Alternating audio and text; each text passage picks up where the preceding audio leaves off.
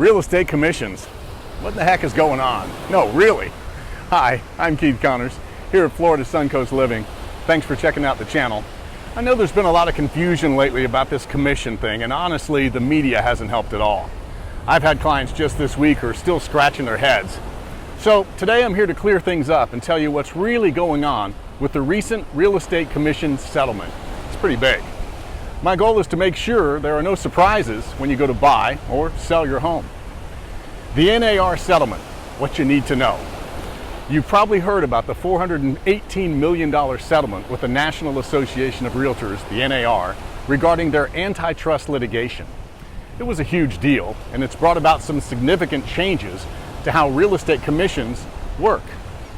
Before the settlement, there were a few key issues. Number one, lack of transparency for buyers. They didn't know how much their agent was being compensated by the seller. They didn't care. The seller and their agent would agree on a total commission, often split 2.5, 3%, whatever to each side. And that commission was then published in the MLS. Yes, advertised, visible only to other agents. Buyers were always in the dark. Number two, negotiation, misconceptions. Many consumers didn't realize that commissions were always negotiable. Agents might have called it the industry standard or even fixed, which frankly verged on commission fixing, and that's illegal. Number three, steering concerns. Sellers worried that if they offered a low buyer's agent commission, buyer's agents might steer their clients to properties offering the high commissions only. Well, wouldn't you? This perception created a feeling of being hijacked into paying higher commission fees. Number four, the impact on home prices. The way buyer agent commissions were structured could influence the actual price of the house. Buyers had little direct control over negotiating their agent's fee within the offer, and after all, they're the ones writing the check. The core of the lawsuit was about addressing these issues, aiming at more transparency and negotiation power for you, the consumer. Now let's talk about the key changes from the settlement. What specifically has changed? Here are the three main takeaways from the NAR settlement. Number one, no more commission posting in the MLS. The biggest change is that buyer's agent commissions are no longer published in the multiple listing service. There's no longer a field for it. This means sellers aren't publicly offering a set commission to buyer's agents up front. It's negotiable. Number two, increased transparency. There's now a clear push for transparency regarding how much the buyer's agent is making. This leads to the third major change. Number three, mandatory buyer-broker agreements. Every single buyer now needs to have a signed broker agreement, a buyer agreement, with their buyer agent before any houses can be shown. This isn't just a Florida thing, it's nationwide.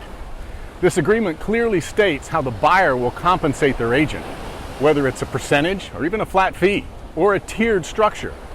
It can be specific to a property or a wide area like all of Tampa Bay and has a duration. Just like a seller needs a listing agreement to put a house on the market, now a buyer needs a buyer's agent agreement signed for an agent to represent you and show you homes. So, how commissions work now? Here's a simplified look at how generally they work in the new landscape. The seller can indicate in the MLS they're willing to cooperate with a buyer's agent compensation. It doesn't say a specific amount, just that they're open to cooperation.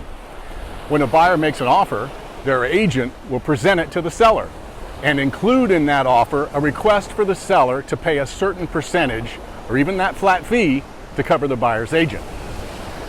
Now, this compensation amount is based on the agreement between the buyer and their agent. At this point, the seller has choices. They can agree to pay the requested buyer agent compensation. If it's a full price offer, why wouldn't they? Or they can negotiate that compensation, like if you lowball, offering a lower percentage or flat fee. Or they can refuse to pay any buyer agent compensation. If the seller counters with a lower or no buyer agent compensation, now the buyer and their agent have to figure it out. Just so you know, we haven't seen that at all so far. Sellers are too smart for that, and it doesn't make sense to offer no compensation.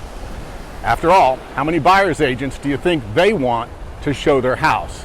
The answer is all of them, right? In some rare cases, the buyer might need to pay the difference directly if it's worth it to the buyer. Like if I could save you $600,000, right?